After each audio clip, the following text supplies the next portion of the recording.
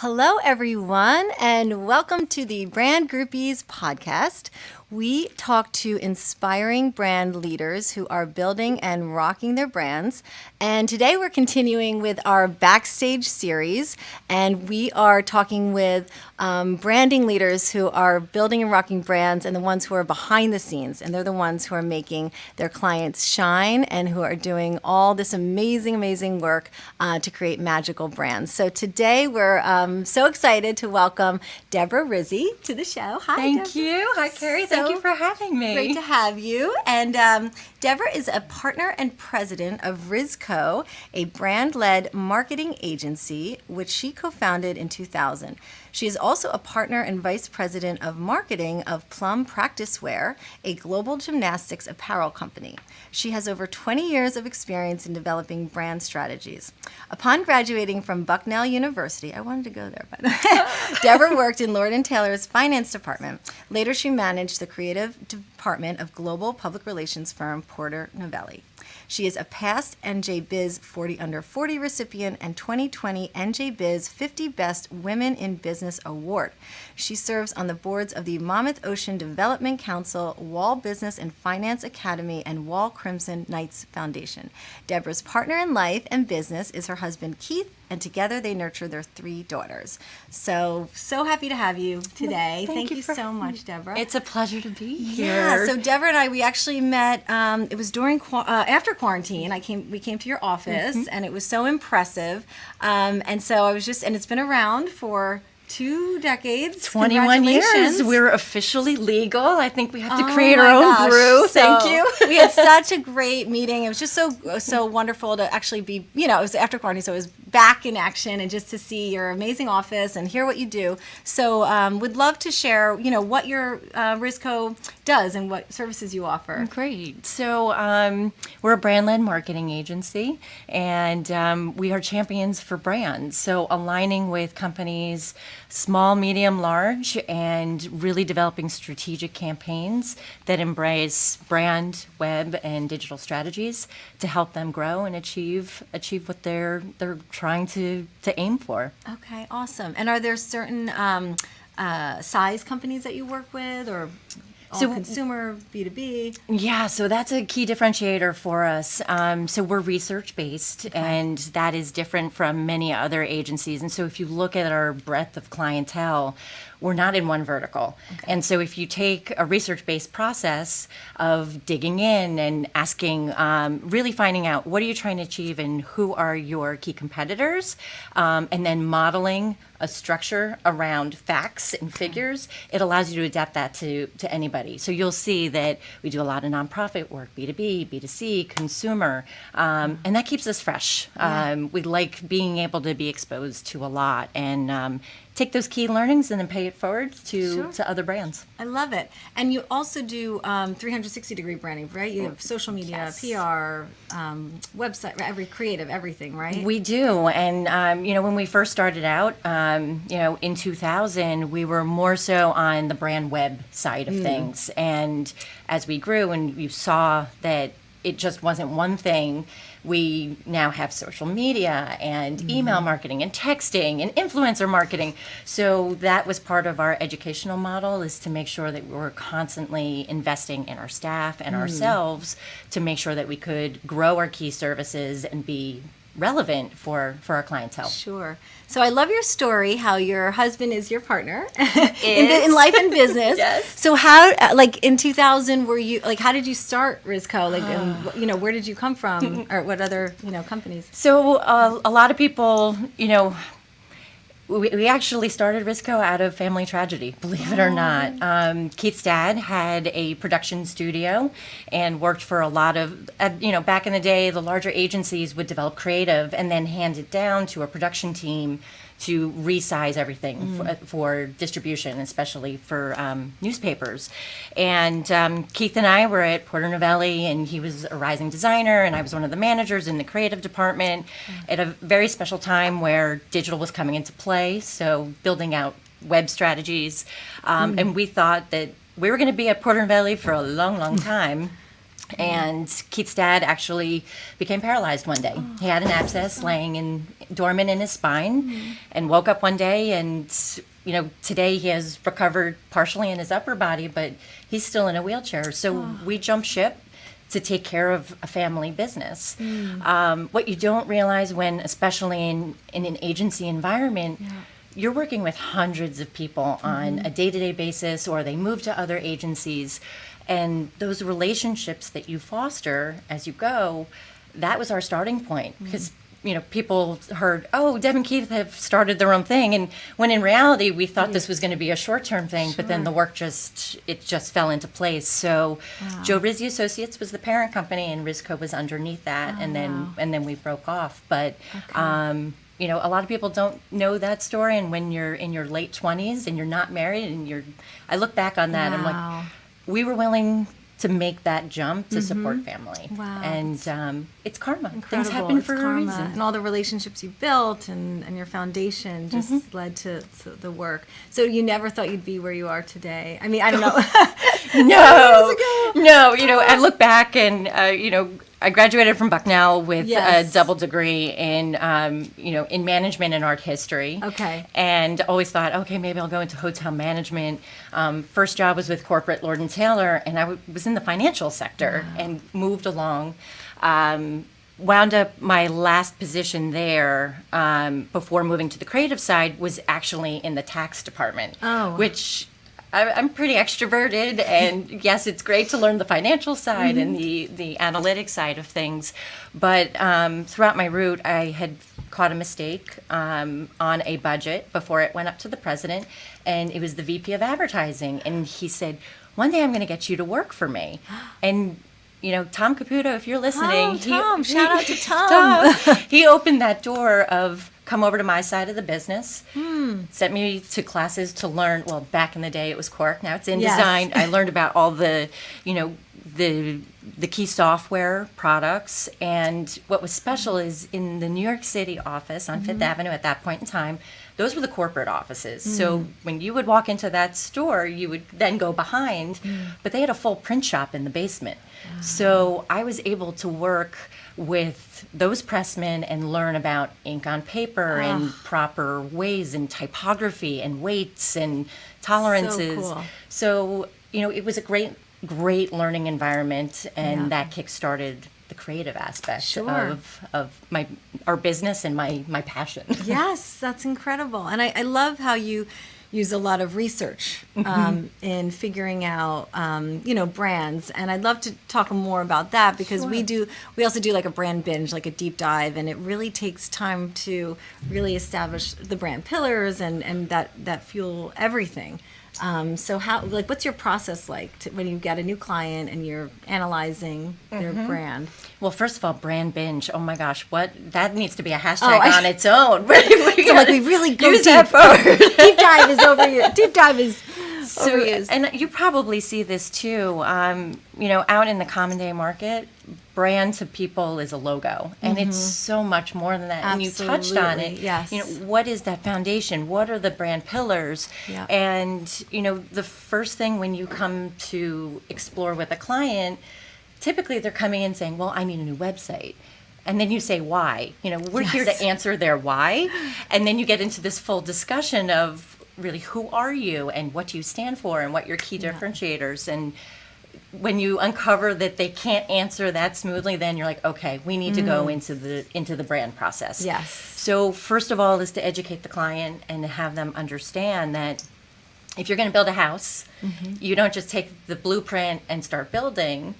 In order to build a foundation, you have to survey the land. Yeah. And so similarly, you look at, okay, who are the key competitors? And let's look at them. Where are they communicating? How are they communicating? What do their websites tell us? What services? What keywords? And so you get to see how are we speaking and how are they speaking. And then also, of course, visually. If you're in a sea of blue logos, you want to make sure that you're not following suit unless maybe it does make sense. Yes. And then we take it a step further where there's internal and external research, where you're formally surveying past clients, current clients, prospective clients to get their pulse on the biz. What do you do well? Where could you improve? What are those 3 words that they use to describe your business? And are you speaking the same language? And then taking that same process and doing it internally too. So when you look at those 3 pillars of internal, external, and then the competitive, the research winds up bringing the pudding to the top, and therefore you're able to make smart decisions and answer that why. Well, why should I be doing this? Well, here we have research, we have statistics, and to back it up. To back it up. Absolutely. So it's smart design that makes sense, not just design to design. Exactly. No, it's so true. And also the brand pillars, I think, are so important for employees and shareholders, like everyone to be on the same page, to know the core of the brand and then all the different facets, to do any type of initiative. So I love that you do that. It's so funny starting with websites. All our clients, we started with a website, and then we just, it's like, okay, social, okay, PR, okay, podcast. And it just started with that because everyone thinks, you need the website first, so it's interesting. So you're finding the same commonality of that's the entree point. So that's the those entree of point. You that are looking to grow your business, that website is usually that is one of the key footholds into growing your biz. Yeah, exactly. And you really break it down because you have to figure out, like, some clients, it was like, well, our services, what, we're like, oh, we have a services page. So really forced, them to really look at everything and figure that out.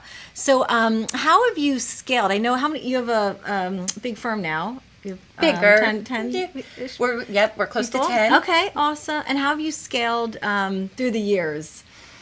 Because I know it's like freelancers. It's such an always like so many balls up in the air because you have some freelancers and then you need full time. And it has changed because honestly, COVID has changed the way that you look at business, and then also too, I'm sure you experience this as well. You really want to be an expert as a marketer, but you truly can't because it is changing constantly. By the hour. I am like learning. I'm like, okay, I need to watch this, and just keep. And you're like, I mastered it, and an algorithm changed. Exactly. When your kid sleeps through the night, you're like, oh, now we're back at square one. You're like, no, if it changes, they're teething now. So it's like. Yeah, absolutely. And keeping up with that is just nonstop. It's nonstop. It's a marathon. Yes. So we have grown and then we've restructured in different ways. So, we always used to be, we only hire full-time and that is it. And through COVID, we had some shifts in business. And now 8 are full-time, 2 are freelance. Okay. But we have expanded our network even more so, and especially when you're starting out, you can't be everything to everybody. Yeah. And that's where a company will come to us and say, all right, we don't have a marketing manager. We would rather spend XYZ on that one marketing manager. But this is where the value of agencies like yours and mine come in of, okay, you have that one person, but now you need a social expert. You need somebody who can animate, design. You need the brand, the copywriting. It's layers and layers and layers. Yes. So we have made sure that the design is something we absolutely, the brand, content, and design, we own 100%. And then a little bit of our community management on social, because you really need like 4 different types of people working on that to make it really move to the right level. Yes. 2 are full-time and 2 we have freelanced out. Okay. And then around that, you're looking for your experts. You surround yourself with people like you. Yes. We have a unique project. Let's tag team because you have the expertise and you can do great work together. Absolutely. And I think that's always a challenge with social. Like you do have all those expertises? That's not a word. No, all those, different skill sets. So it's like, is that in one person? Is there that unicorn person, but you're like, wow, I really need someone who's like killer in design and killer copywriter, and really. And somebody who knows community management and is willing to sit there and community management. 100 DMs in one day. Like, I know. Go for it. So it really is a lot now with the stories and the reels. And I mean, it's just now LinkedIn stories. And we're finding, it's just another initiative that helps, because it's like not everyone's using it, and just being on top of all of that is a lot. And then even just what we're doing today, the Yes. audio side of things. Yes. Everybody's And the clips. releasing a new Podcast. version, and so the learning process continues, and Yes. the need to grow your staff and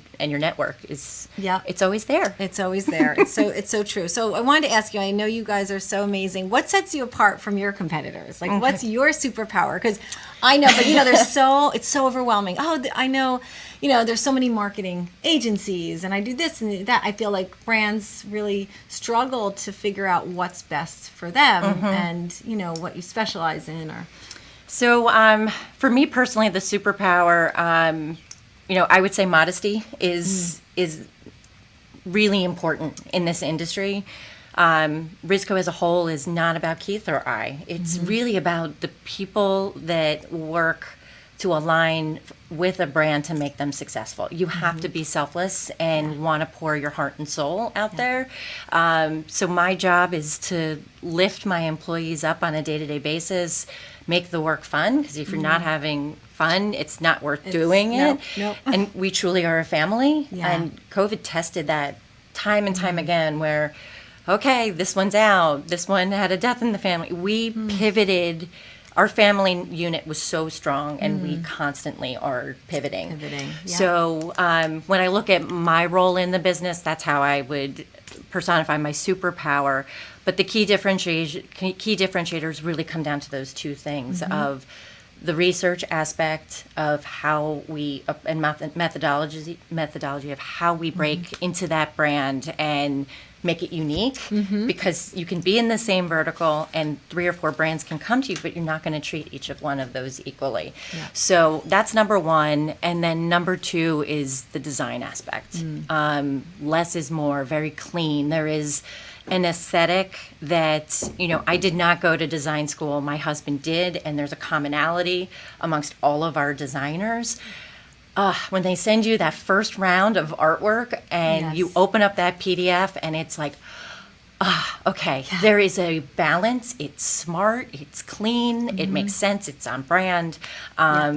We specialize in that, and that carries through everything that we do. Yeah, I love that. That is so cool. I love your branding and everything for your, your company too. Well, the next evolution is underway. So it's always like the last on the list. We always say, "Oh gosh, we have to post today." We have to post. That was supposed to be a priority. Never. But it's always like on the list, right? It's like we gotta. You have to treat yourself as a client. That's the only way to get it done. I know. And Brand you're so Groupies close is the to client. it too. It's like so, your own. So it's hard to change it, and sometimes it's great to pull in a confidant like you and say, hey, all right, we're going through a revamp. What do you think? Absolutely, because it's so hard to do that for yourself. Like I can size someone up and be like, okay, these are your wow factors, this is your brand, but like when you turn the table, it's a whole different story. And also creatives are typically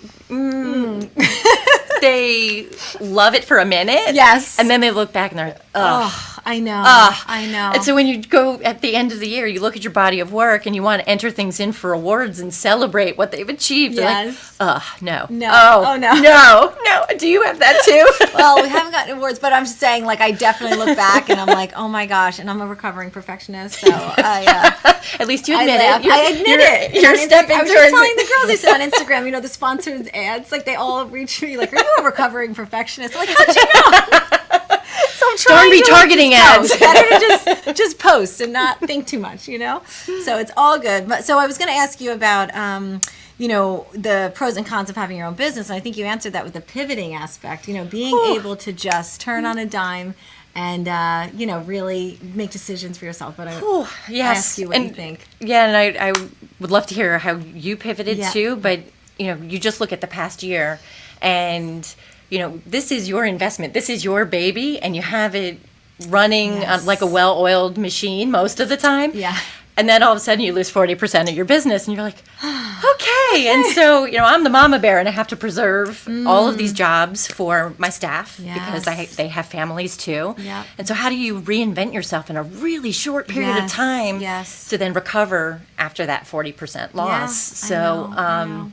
So that's pretty crazy when you're like, I might not get a paycheck for a long I know, time. I know. Did you as the experience owner. the same Yes, thing? yes. And we had to really pivot during COVID. I mean, my husband, full exposure or full transparency. Yeah. My husband's a concert producer and no concert. So, it was like, all right, I got to, we have to step it up. And I had to really focus on bigger brands that could really pay the bills and support scaling the business. And of course, I wanted to help every single person who came to me, and I think it was just learning to say no, because I said yes to everything. And as much as I want to work with everyone, I really had a goal. So we really pivoted to work more in the corporate space to really support our team. So. And then that's why I love the podcast, because we can talk to all sorts of entrepreneurs, and that fills my soul too. So it's passion projects. They definitely they keep you moving, and it's great that you've done this so that we can collaborate as a unit. No, for sure. And I love, that's why I said, and also I love working with other agencies and just working together and collaborating. I love that partnership, thing that you can just do that if you have your own company. You can just really expand your network and have fun. Yeah, and so together we get to say congratulations. Yes, I think exactly. we survived. Have we survived? I know. It's like we got through it, so we feel so thankful to all the clients that supported us over the years. Absolutely, 100%. Really, it means a lot, and it's family. So what I was going to say is, what do you do on a daily basis to stay inspired and really keep on top of things? Because I feel like you get to the office and like head down, and especially you have 3 daughters and and your husband, you work with your husband, so it's like, how do where do you find that inspiration? It's I'm very different from a lot of other people, and I'm sometimes jealous of them because I hear about the professional development they're doing, and they get to read, and they have their normal routine of where they dig into other aspects of the business first. And I find that I get my inspiration from, it's like 3 different pillars. Number 1 is my staff. They are constantly lifting us up, and especially my new biz director, Jill. It's her birthday today. I have to say happy birthday, Jill. She's a Cancer.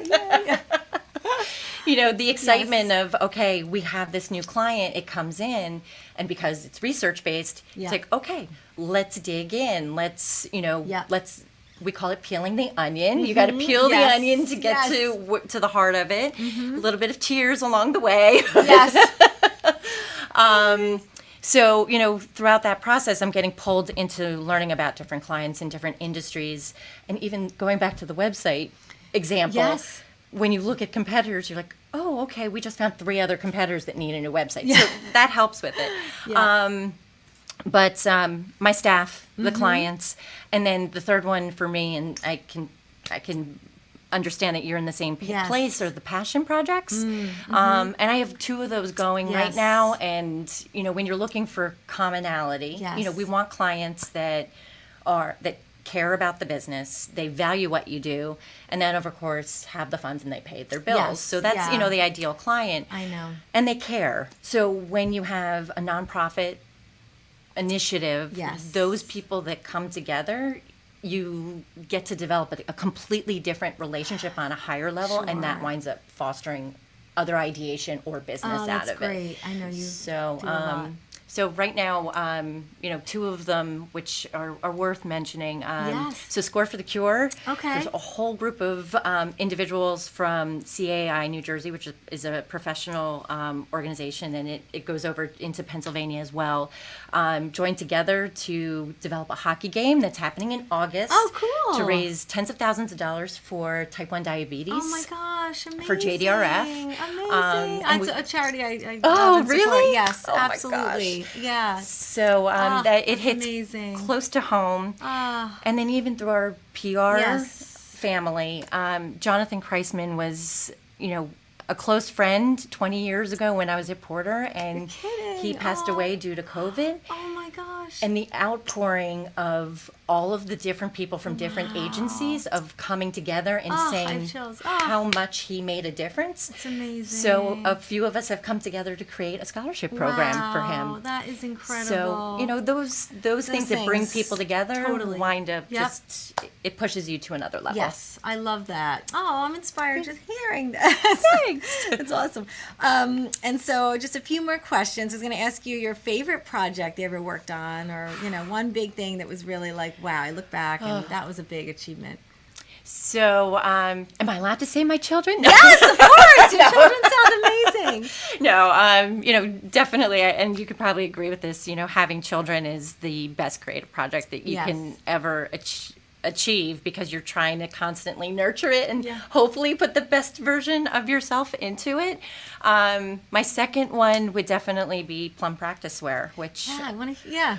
you know, when you can take a passion and then turn it into business, it's super rewarding. Yeah. I was a gymnast, and you know, I got too tall. I wound up diving at Bucknell, and then through my children wound up rekindling the love for it, because they went into a mommy and me class. Yeah. And when they got into the competitive level, I'm standing on the sidelines going, I really should be judging. I really should be judging. Like, why am I standing here? Yes, So I got yes. certified and learned about this leotard company who's New Jersey Yes. based called Plum. And it turns out that one of the partners is also a judge as well. And I'll never forget it. We're sitting at Rutgers, and you know, when you're judging a competition, especially as a sub-judge, you're not supposed to be talking, and you're not Yes. supposed to talk to your senior judge. Sure, sure. And he's nudging me. He's like, "Hey, you do marketing, right?" Yeah. I'm like, I do. Yeah, I do. It's like, I do. okay. Do I? Am I You're like- supposed to? And so, you know, what wound up turning into a quick conversation, he's like, I'd really like you to look at this company Yeah. and see if you can help us. And at that time, the company was very mom and pop, and they couldn't afford us. And I could just feel, I knew the industry, and I was so You knew you could passionate about make it. a difference. Yeah. So first time ever, we decided to do sweat equity. And so went through our normal process of rebuilding, rebranding. Sure.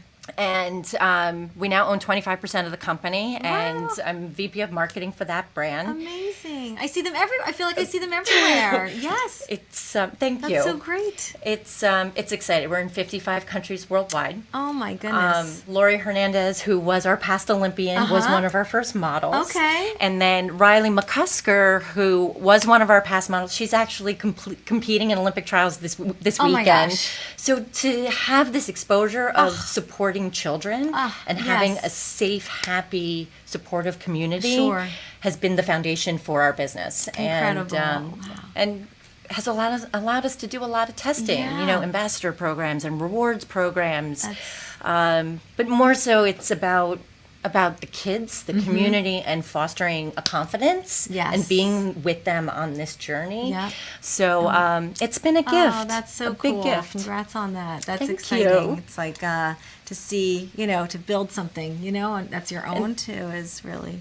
And to be able to give back to something that you loved. Sure, for sure. And your daughters must love it. I mean, they're gymnasts, right? So Yep, my first oh. two used to be gymnasts. Okay. They've segued out, but my little one goes to freehold to lead and is Yep. loving it, and you know, is constantly asking, "Mom, can I model?" And I'm Oh. gotta give other people I know, opportunities. they're gonna think, you know. Gotta we're give other people a shot. But I know that's it really is part of the cool. What family. an achievement! That's fantastic. Thanks. So now, of course, I know this past year it's like, where are you going to be in a month? But I always ask, where do you want to be in 5 years? You know, are you happy right where you are? It sounds like you have such an amazing company culture and, you know, business right now. So Thank what you about for that. 5 years?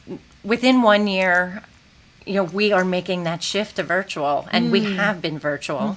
My husband is the only one in our office space right now. Okay. And our lease Does is he like the space? Yes, he's like, I need to get out of the house. Yeah. But our team has that word pivot keeps coming I up, know, and it's I inevitable. apologize for No, it. It's inevitable. It is. But they've done amazing work, and yes, do we miss collaborating? Do we miss being together? It's not that we're not going to be together, it's reevaluating how that's going to look. Yes.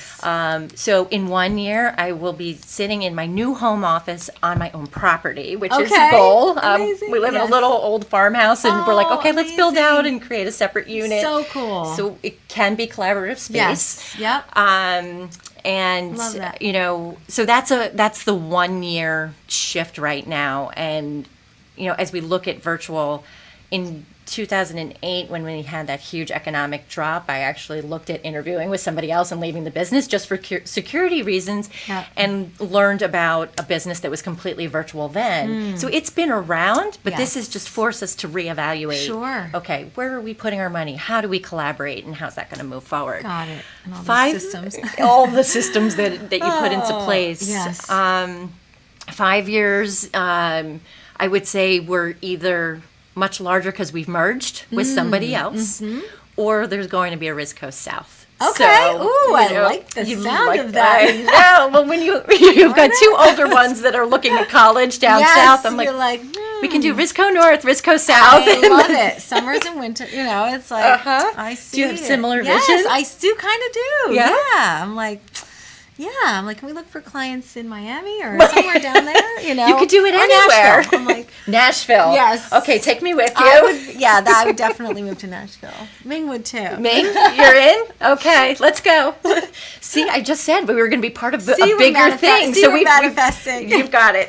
I love it. I love it. So, of course, we get to our question about music. So, is there a favorite band that you listen to while you work, or are there, So music when we were struggles in the office? Yeah, no, music is a huge part of Yes. our creative environment. And when we were in the office, my husband was always responsible for, okay, let's go. Yes. What's it going to be? What genre? Yep. For me personally, I'm all over the map. So I grew up in Rahway. So, Oh, okay. My upbringing was hip hop, rap. That whole soulfulness that is ingrained in myself and has been passed on to my children. Yes. So if I'm doing billing, Yes. and anything financial, I've got Shakira and Pitbull rocking. Oh, amazing. It's like, let's get these numbers down. Let's go. Get the brain going. I love it. That's awesome. Third Eye Blind is a go-to, and then Okay. also Switchfoot, just, Okay. as my background go-to. Okay, But love it. when the team's together, Yes. watch out. It's Okay. all over the place. All right. I love it. I love it. Keeps it interesting, right? I know. I feel like I'm like a classic rock, like on repeat, and then we have,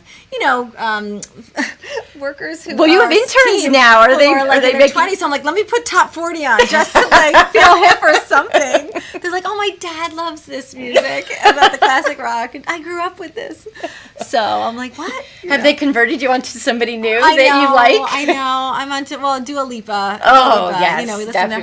her Dua Lipa radio. So, and then the kids try to keep me hip. With That's that. good. So, and then if Rizco were a song, what would it be? think, And you might resonate with this one after the year that Yes. we've gone through. But I named my second daughter after him. So Bob Marley. Oh, amazing! We got the I Marley in the love it. house. Okay. And everything's going to be all right. Everything's gonna be all Because right. we can all stress, but karma, good work, good people, it will Totally. fall into place. Believe and that. so now at 21 years, Yep. things they happen for a They reason. They happen. will fall into place, and good people find each other. Yes, So I believe that that. is my mantra right now. Love it's it. going to be okay. It's going to be okay. Everything's gonna be Gonna all right. be all right. I love it. Oh, well, thank you so much, Debra, for being a guest. And I loved hearing your story, and I feel like we could talk for hours. But I really appreciate it. And tell everyone where they can go to find you. What are your website? What are and- website and our handles? So our URL is Rizco, R-I-Z as in zebra, C as in cat, O.com. And all of our handles across all of our social are Rizco Design, R-I-Z-C-O, Design, D-E-S-I-G-N. .com there. Just Rizco Design. And then for me personally, you'll get a snapshot of my family because Yes. my handles Beautiful are daughters. all about my kids and my own personal life, but it's Debra Rizzi, Debra Rizzi. So Oh, fantastic. Well, thank you. I can't wait to continue to follow, all of your successes and just see what you guys do in the next few years. Thank you so much for having me, and everybody out there, be a brand groupie. It's Be a wonderful. brand groupie. Woo! Thank you so much. Thank you.